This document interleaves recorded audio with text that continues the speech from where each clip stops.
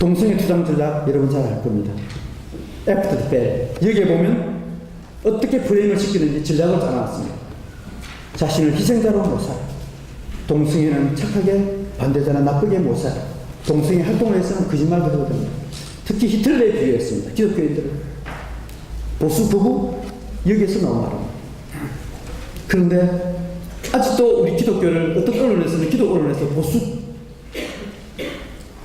극우라고 표현한 것은 여기에 동성애 투쟁 전략 헌터 메디슨이 지은 이 책자를 보고 따라갑니다. 용어 혼란 전수는 이 밖에도 너무너무 많습니다.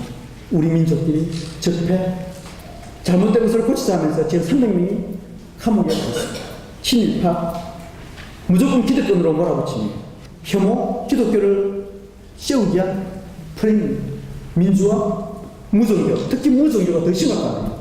오늘날은 복음을 전하면 특히 공직자가 복음을 전하면 감찰을 받고 해임을 당합니다. 왜? 상대방에게 그 사람에게 무종교가 있는데 왜 너가 거기에 그 사람의 인권을 침해내냐 이게 논리잖아요. 헌법에는 분명히 종교의 자유가 있습니다. 그런데 무종교의 자유도 종교다. 강희석 사건 이후로 노무현 정부 때 이 프레임을 만들었어. 이게 지금 다 빠진 이 상태입니다. 프레임이 한번 빠져버리면 옳고 그름이 없습니다. 진리가 없습니다. 무조건 내 편, 상대편만 있습니다. 적대감과 갈등만 생겨나게 됩니다. 이게 지금 대한민국의 현실이고 심지어 교회 안에까지 이게 심하게 들어와 있습니다. 특히 누가 있느냐? 안타깝게도 교회를 이끄는 지도자들이나 또 조금 교회를 아는 사람들이 더더욱 더 그런 실패입니다.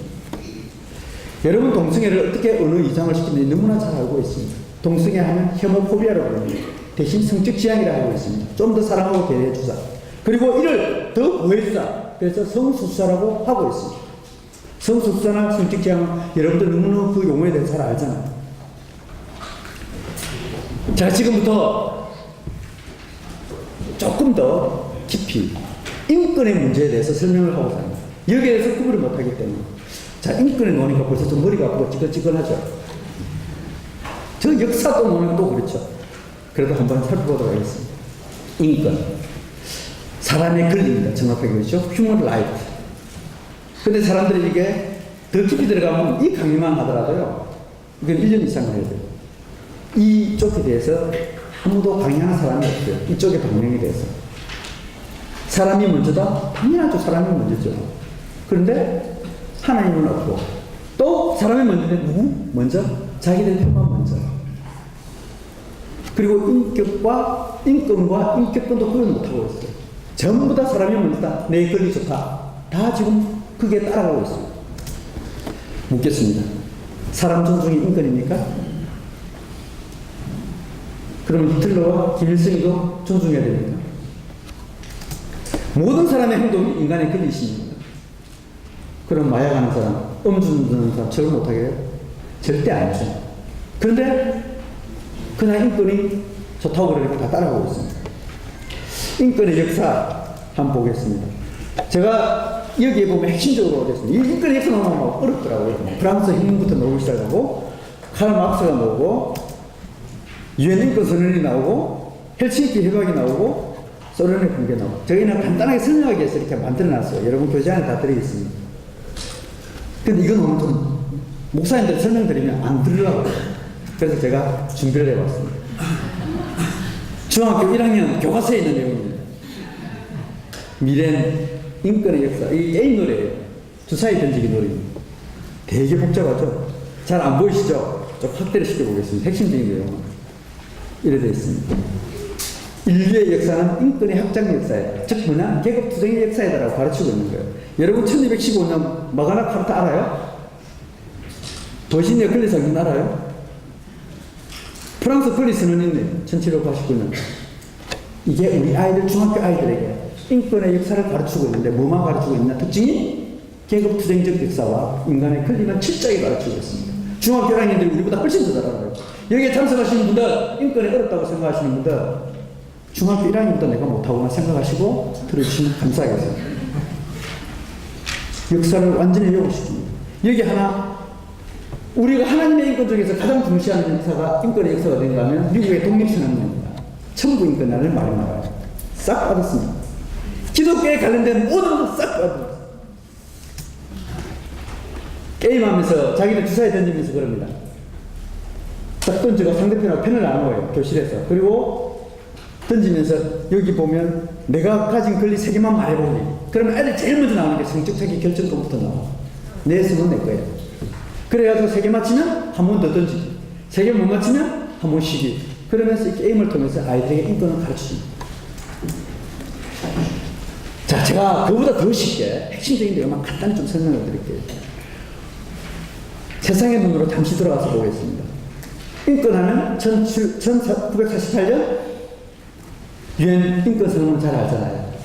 1948년 12월 10일입니다. 이게 어떻게 나오느냐. 1947년 트루만 대통령, 제2차 세계대전이 끝나고 나서 이 트루만 대통령이 수많은 사람의 전쟁에서 죽어서 생명이 죽으라고, 특히 소련이 또 군국주의자들이 제도를 통해서 사람들의 종교를 억압하더라고요. 특히 중국과 소련의 기독교인들이 수천만 명이 정치범 수용소에 예수를 믿는다는 이유로 죽어가더라고요.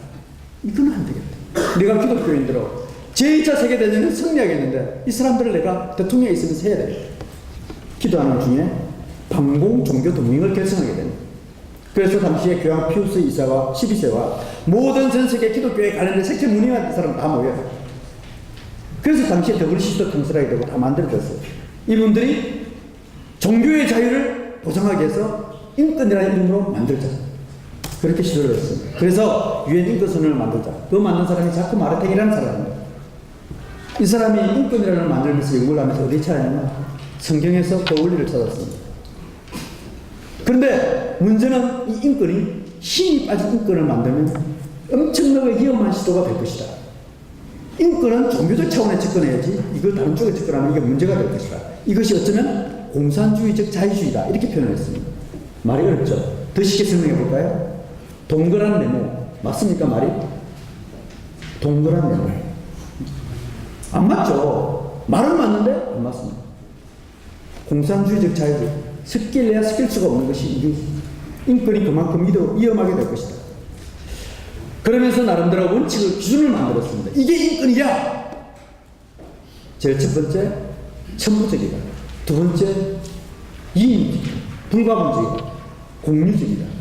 그리고 더 중요한 것은 조건이 반드시 있어야 됩니다. 합리적 근거와 도덕적 타당성이 있어야 됩니다. 그 동성이나 도덕적 타당성이 없는 얘기도 당장 나오는 거죠. 이 인권을 성경에서 가져왔습니다. 하나님이 우리 인간을 창조했던 하나님의 형상, 우리는 모두 다 하나님의 형상이에요. 그게 뭐죠? 절대성이자 보편성입니다. 그리고 우리 인간에게 다스리기 위해서 권리를 주었습니다. 이인성입니다. 불가분성. 그러면서 세 가지 큰 권리를 주었습니다. 생육하고 번성하라. 이게 뭐예요? 성육이에요. 이걸 인간에 해석하면 성적자기 결정권으로 해석해버렸지만 원래 하나님께서 우리 인간들에게 준 최초의 첫권리가 이게 생육과 성육을 줍니다. 그리고 소유욕, 명예욕, 지배욕 다 인간에게 다 주었습니다. 그러면서 조건을 내세웠습니다. 선악과를 알게 하는 나무를 먹지 마라. 즉 하나님의 존재를 인정하라는 것. 이걸 가지고 인권의 기준과 원칙을 만들었습니다. 그런데 자크 마르탱이 생각했던 대로 1970년대에 공산주의가 갑자기 몰락하고 나니까 이것이 이념화로 바뀌게 됩니다. 당시에 포스트 모더니즘의 인양을 타고 절대 진리는 없다는 상대주의와 틀림이 아닌 다름이 없군이야 해가지고 다원주의가 들어오게 됩니다. 그러면서 이게 계급성적 인권, 더 좋은 말로 하면 상대적 인권이라고 하고 있습니다. 이걸 정확하게 사무엘 모행 교수가 이걸 정확하게 설명하고 있습니다. 70년대에 공산주의가 몰락되면서 인권이 다시 출현하게 되고 들어오더라고요. 그래서 인권은 처음 출발하는 말이 전해드리는 뭔가 라스트 우토피아예요. 공산주의가 지상당권을 내세웠잖아요. 마지막 인간의 최고의 이상은 뭐냐? 인권이 될 것이다. 그렇게 하고 있다 이야기하고 있어요. 여러분 제가 얼마 전에 2년 전에 유엔 NGO 컨퍼런스에 갔을 때 이게 그대로 실현되면서 알았습니다. 그 당시에 젠더가 앞으로 전 세계를 지배할 것이라는 그 당시에 알았습니다. 2년 전에 젠더의 문제에 대해서 외쳤을 때 혹시 제가 외친 거 알고 있을 겁니다. 여성들이 빨리 깨어나지 않으면 대한민국 교회 무너진다. 우리나라 대한민국 여성들 잘못하면 전부 다 지옥가게 만들 것이다. 이게 젠더가 될 것이라고 그 당시에 했습니다. 그런데 정확하게 2년 만에 그게 지금 쑥대같이 만들고 있더라고요. 미국이 더 이상 지금부터는 인권운동을 하지 않습니다. 정통 기독교는. 왜? 이게 인권을 지적으로 받는 건 사실을 알아요. 대표적인 사람이 지미 카터입니다. 예수도 동성결혼을 허용했을 것이다. 잘 알잖아요. 70년대 이후에. 미국이 동성결혼 합법화 되는 거 너무나 잘 알잖아요. 이게 어디시냐? 상대적 인권에부터 출발되는 거예요. 이게 교회 안에서 잘못돼가지고 미국 장로교 연합회에서 받아들이고 그게 대표회장분이 이 책을 만들었습니다. 지금 우리나라 한국기독교연구소에서 이 책을 연구해서 지금 젊은 신학생들부터 다 뿌리고 있습니다. 특히 제가 목표도 다 알고 있습니다. 젊은 신학자들이 전부 다 이게 함몰되어 있습니다. 상대적 인권이라는 그 70대 이후에 그 사실을 모릅니다. 정확하게 될 것이라는 그것을 그대로 지금 끌려가고 있는 상태. 인권이라는 것을 어디서 나느냐? 지금 인권에 놓은 이것은 1844년에 카르 마르크스라는 사람이 만들었습니다. 이걸 요새 번역해가지고 피토스가 됐습니다. 처음 만들었을 때는 모든 사람들이 이게 무슨 이런 책이지? 관심도 안 뒀습니다. 유태인과 동일의 문제야. 그런데 지금은 이걸 적용하고 있습니다. 인권은 사회계층과 계급 구조에 존재한다. 소위 말해 계급 투쟁적 역사를 정확하게 알고 있죠. 그리고 이 칼막스가 너희가 세상을 지배하고 싶으면 인권으로 이것을 인간의 욕구를 건드리라. 그러면 세상을 지배할 것이라고 이야기하고 있습니다. 그러면서 이 많은 인권이 특징이 있습니다. 집제 계급성이 있습니다. 특정 집단에만 존재합니다. 투쟁성을 강조합니다. 소수자 약자 이름을 내세웁니다. 그리고 평등을 내세웁니다. 다양성을 내세웁니다. 그리고 국제적으로 연대를 합니다. 이게 상대적 인권의 특징입니다. 지금 우리나라를 휩쓸고 있는 모든 인권의 원리는 여기에 다 출발하고 있습니다. 좀 더 쉽게 구별하겠습니다. 보편적인 인권과 상대적 인권. 인권은 사람의 권리이기 때문에 누군가가 그 권리를 지켜주고 보존해줘야 됩니다. 누가 그 인권을 지켜줄 것인가요? 정확하게 우리는 이야기하면 하나님이 우리 인간에게 권리를 준 건 너무나 잘 알고 있습니다. 누구를 통해서? 교회를 주었습니다. 에베소서 1장 20절과 21절에 이 세상의 모든 권리와 권세와 능력을 어디를 통해서? 교회를 통해서 준다고 분명히 이야기하고 있습니다. 교회가 제대로 사랑을 실천 못하고 사랑을 품지 못하고 사람을 존중하지 못하고 하나님 사랑과 이웃 사랑을 실천하지 못하니까 그 권리를 어디로 뺏어버리냐? 다 세상으로 가져가버렸습니다. 아까 최초에 제가 설명을 했죠. 마귀가 예수한테 이야기했던 것처럼 예수님한테 했던 그것이 가버립니다. 국가가 나서서 사람이 나서서 내 너희들 권리를 보장해 주겠다. 지금 우리 아이들 좀 더 그렇게 끌고 가고 있잖아요. 교회에서는 혐오세력으로 프레임을 씌워놨고 사회에서는 인권을 보장해 준다 해가지고 법에 의존하게 됩니다. 심지어 교회 안에서도 수당도 교회법을 통해서 하는 게 아니라 사회법을 통해서 교회를 공격해야 되는 거죠. 이게 만든 법이 여러분 잘 알다시피 국가인권의 법입니다. 정확하게 설명되고 있습니다. 제가 구체적으로 다 설명하면 너무 시간이 많기 때문에 설명하겠습니다. 19가지에 대해서 차별하지 말자. 우리나라 국가라는 국가인권위원회에서 국가인권의법으로 만들어가지고 내가 너희들 인권을 보장해주마. 우리나라 대한민국의 모든 힘들면 어디로 찾아가느냐? 국가인권을 다 찾아가 재수하고 진정하자. 특히 아들을 군대 보내고 나면 더더욱더 여기에 보면 종교, 아까 그랬죠. 이단, 신천적인 찾아가야. 야, 기독교 우리 못 살게 그러. 국가인권에 가요. 그래서 기독교인 내일 보고 국가인권에서 야, 그만해. 그러자. 사상, 병력, 인종부터 모든 게 다 지금 국가인권위원회가 우리나라 모든 국민들의 인권을 다 통제하고 있습니다. 원래 저건 누구 거예요? 교회 겁니다. 사상적 흐름입니다. 왜 이런 사상이 움직이느냐? 또 서장 보면 또 힘들어하고 좀 복잡하고 어렵다고 생각하는데 조금만 더 설명을 드릴게요. 왜? 에베소서 6장 12절에 하늘에 있는 악의 영에 싸우라고 분명히 교회에게 임무를 주문하는데 우리는 사상에 대해서 연구를 안 하려고 조금만 쉽게 몇 가지만 더 설명을 드릴게요. 여러분들 다 몇 가지 있는데 그것도 설명하면 너무 오래 걸리니까 조금만 설명을 드릴게요. 이 악의 영들은 잘못된 사상입니다. 우리 포스트 모더니즘의 3대 주제 잘 알 겁니다. 니체, 프로이드, 마르크스. 이게 지금 이 사상이 세상을 지배하고 있다는 거예요. 이 사람들의 특징은, 사상가들의 특징은 무신론자예요. 여러분 좌파 우파 논리에 빠지지 마십시오. 자론으로 치지 마십시오. 그런데 좌파의 특징이 하나는 뭔가 하면 무신론자예요. 그래서 기독교인이 우파에 맞습니다. 진정으로 복음을 알게 되고 복음 환경을 전하기를 하면 좌파로 빠질 수가 없어요. 저한테 그거 알고 싶냐고요? 오십시오. 밤을 새워서 제가 가르쳐드리겠습니다. 여러분 사람들 비판으로 안토니오 그람시 공산주의가 실패하고 난 이후에 논리를 내세웠습니다. 진지전과 기동전으로 문화혁명을 통해서 긴 여정을 시작해라. 그러면 결국 우리가 승리하게 됩니다. 이 사람들에 대해서 비판으로 자본주의와 기독교를 말살시켜야 된다. 가정과 교회를 무너뜨려야 된다.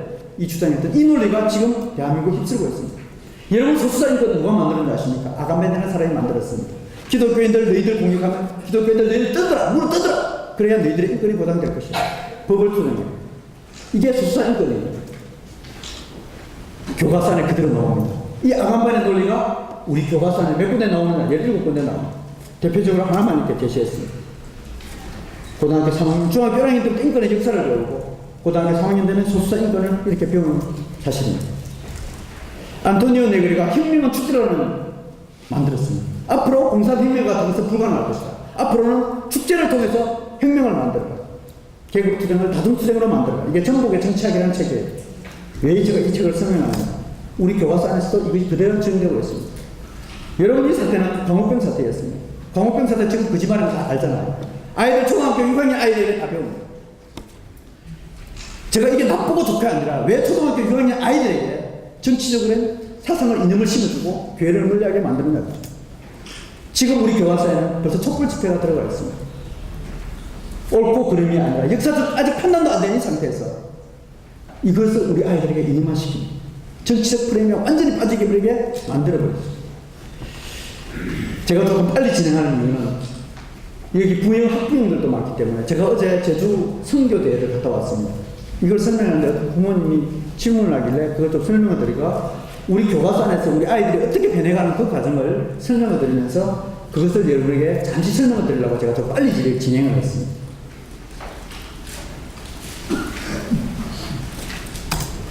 상대적 인권의 구조 어디서부터 나옵니까? 모든 권리는 성경에 찾을 수가 있습니다.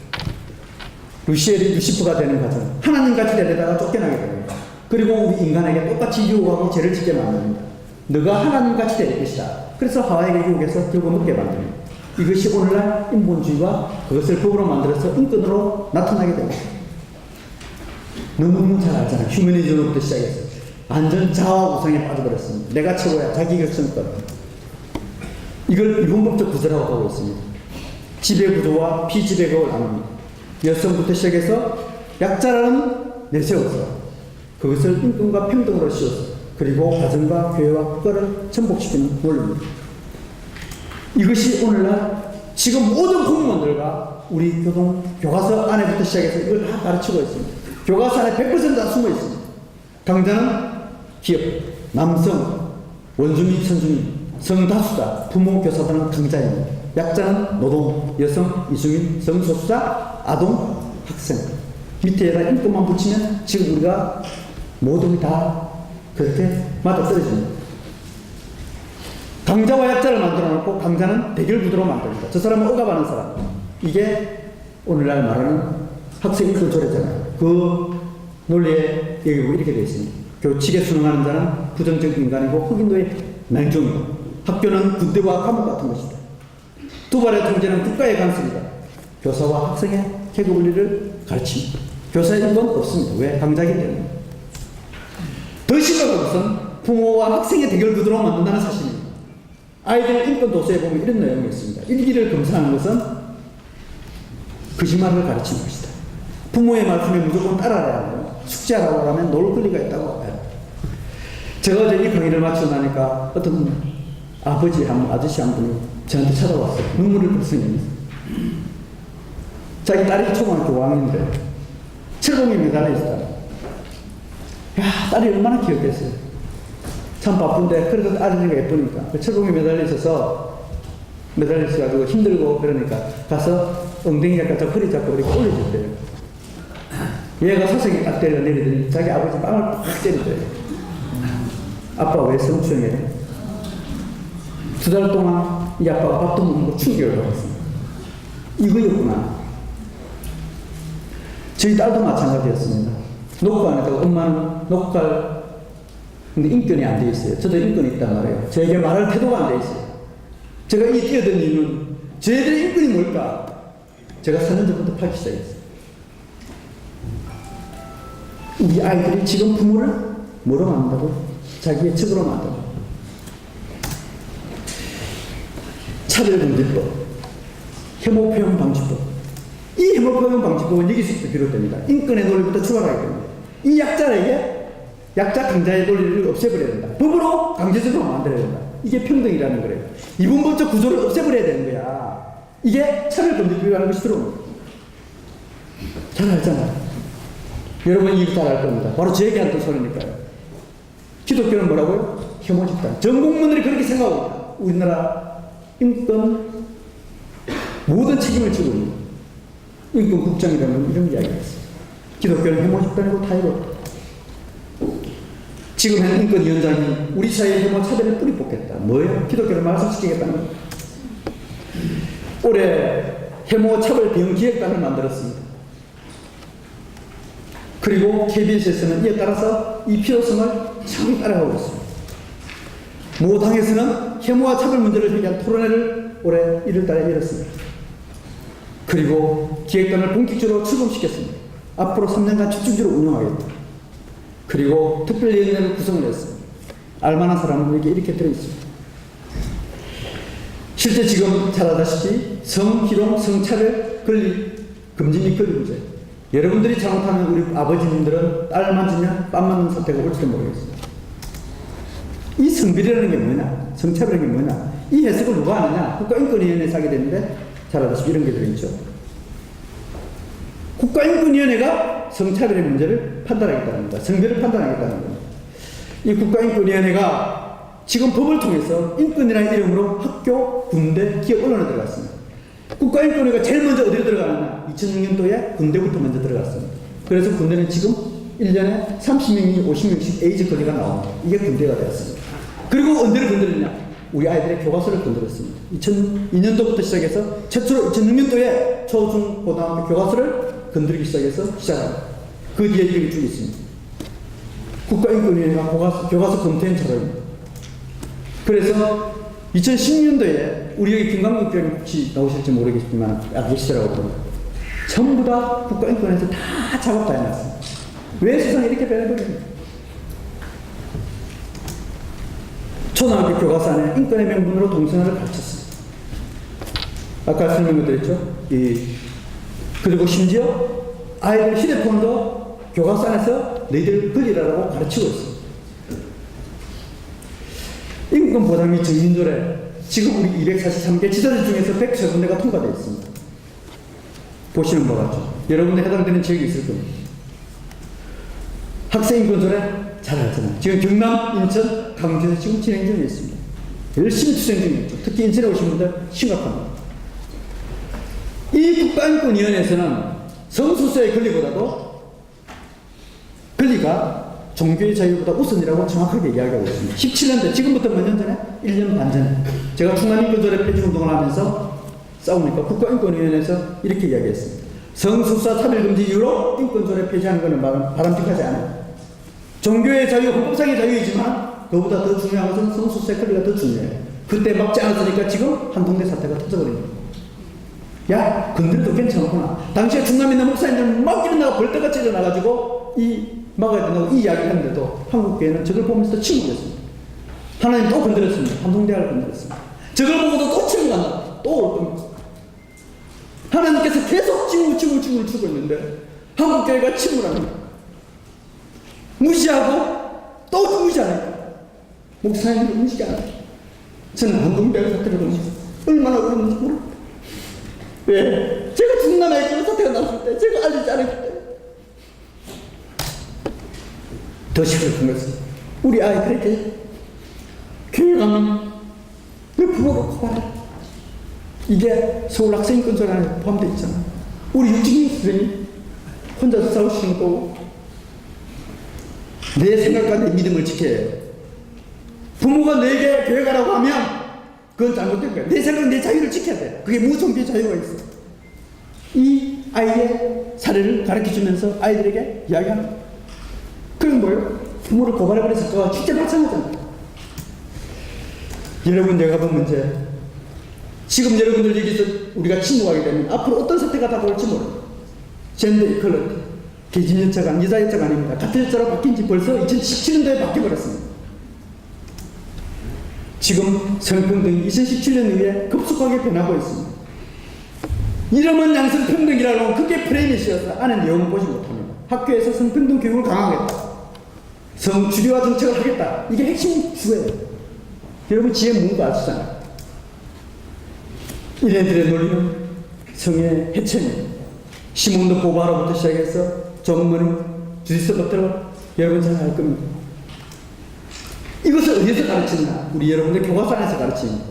고등학교 3학년 필수 교과서 안에 양성성에 대해서 가르칩니다. 어떻게 되느냐? 남자, 여자는 모두 양성을 가지고 있고 성에 대한 고정관념을 버려야 한다. 앞으로 성구분이라는 것은 없어질 것이다.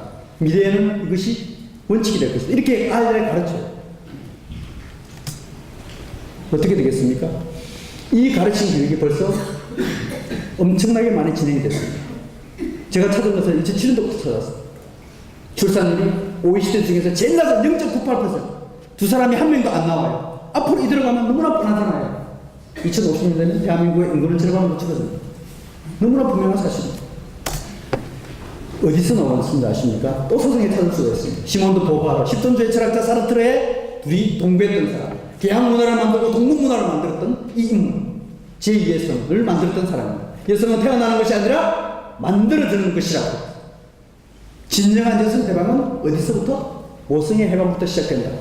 여러분들 이 사람의 책자가 지금 대한민국 여성 모든 분들의 필독서가 되어 있습니다. 모두를 위한 페미니즘. 자기가 제일 먼저 들어가면 여성은 태어나는 것이 아니라 만들어지는 것이다. 우리의 몸은 우리 자신 것이야. 임신 선택권을 가르치고 있습니다. 여러분 조만간에 지금 낙태 문제가 우리 헌법재판소에서 이혼 판결을 할 가능성이 있습니다. 여기에 보면 이런 일이 있습니다. 이 교과서, 이 내용 안에 성교육과 비민접근법이 씌워지면 원치 않는 임신은 줄어들 것이다. 여러분 지금 초등학교 교과서 안에, 중학교 교과서 안에 비민법부터 가르치고 성행위부터 가르치고 있습니다. 이 논리가 들어가 있습니다. 성교육과 비민접근법이 씌워지면 원치 않는 임신은 줄어들 것이다. 조금 전에 우리 김지현 약사가 이 GM에 대해서 성주류화 정책에서 했을 거랍니다. 초등학교 6학년 되면 벌써 이 아이들에게 가르쳐줍니다. 지금 아이들의 성행위가 제일 많이 일어날 때가 초등학교 5학년이라고 있습니다. 아니 교과서에서 가르치는 당연한 거죠. 성적 자기 결정권이라고. 어떻게 우리가 내 애가 해야 될지. 야 너희들 정말 핀 잘해. 성행위도 괜찮아. 이게 아이들 교과서는 다 가르치고 있잖아요. 초등학교, 중학교, 고등학교 10가지, 12가지 비법을 전부 다 가르치고 있는 것이 우리 지금 교과서 실제입니다.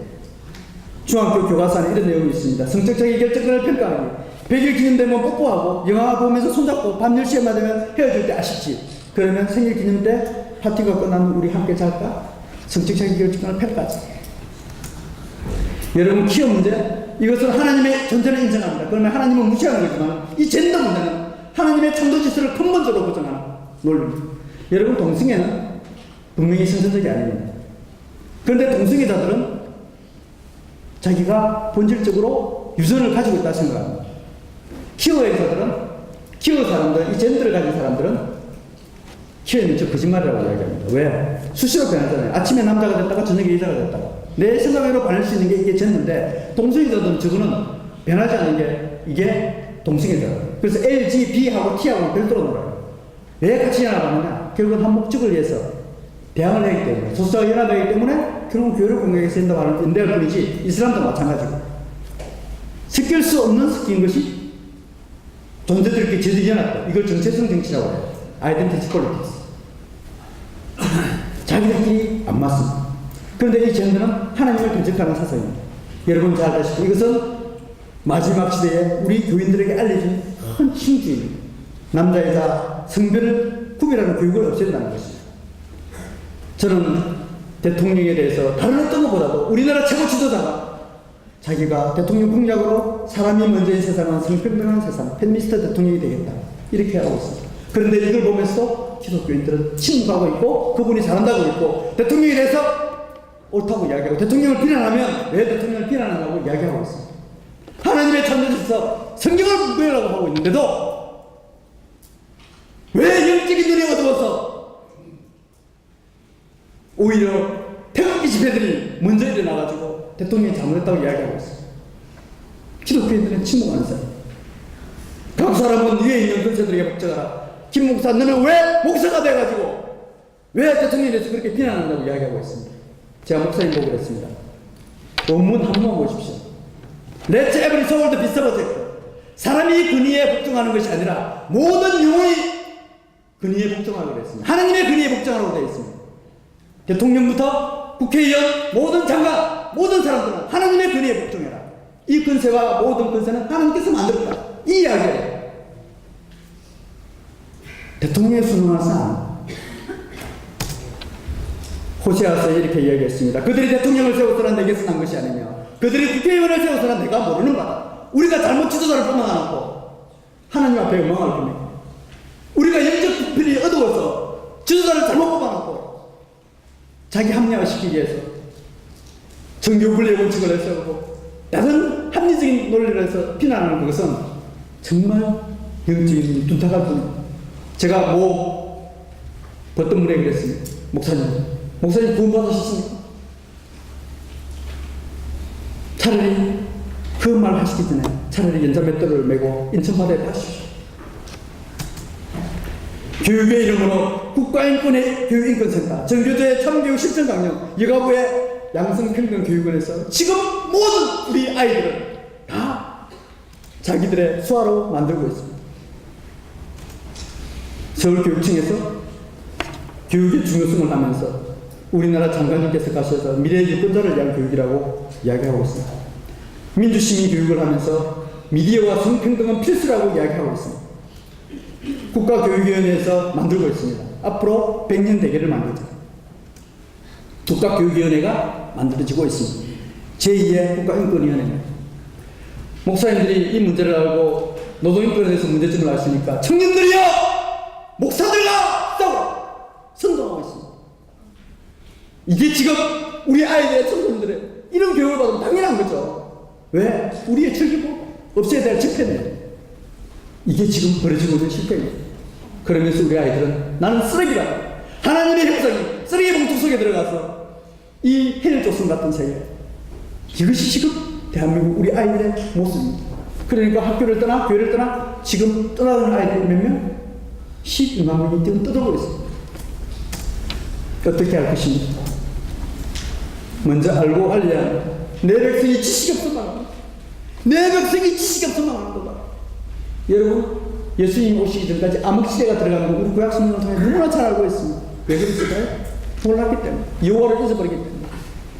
지금 그 시대가 들어가고 있습니다. 성령의 역사가 없다고요? 아니요. 성령의 역사가 이렇게 강력하게 역사한 거 저는 또 있을까 싶어요. 특히 대한민국. 지금 유럽에서는 기독교의 몰락과 더불어 탈세력 운동이라는 걸 너무너무 잘 알고 있습니다. 저 영국, 저 유럽이 1 내지 2%로 미종족 전도대상 국가로 바뀌어버렸습니다. 그리고 주일날 예배 드리는 것부터 시작해서 지금 폐지되고 있습니다. 이게 주일날 예배 드리는 그 안 해도 돼 주일날. 이게 지금 유럽의 실패예요. 그 대신 이슬람이 이렇게 장을 하고 있죠. 우리 지금 지역에 서울, 부산, 대구, 강주 이런 지역에 무슬림 시장이 들었으면 어떡할까요? 또 다른 어떤 다문화 문제가 어떡할까요? 우리 인구가 없기 때문에 이 다문화 문제와 이슬람 문제는 또 다른 접근법을 해야 돼요. 전애들이 한 이야기는 동성애는 교회에 나왔기 때문에 그런데 이 다문화 문제는 교회에 있기 때문에 우리가 이길 수 있다 이야기예요. 이건 출산율 문제와 관련되어 있는데 지금 중소기업에서는 인력이 없어가지고 이 공장이 안 돌아가요. 그럼 자동적으로 반대할 수밖에 없어요. 그래서 지금 난민과 불법체로 내가 130만 명이 지금 들어와 있습니다.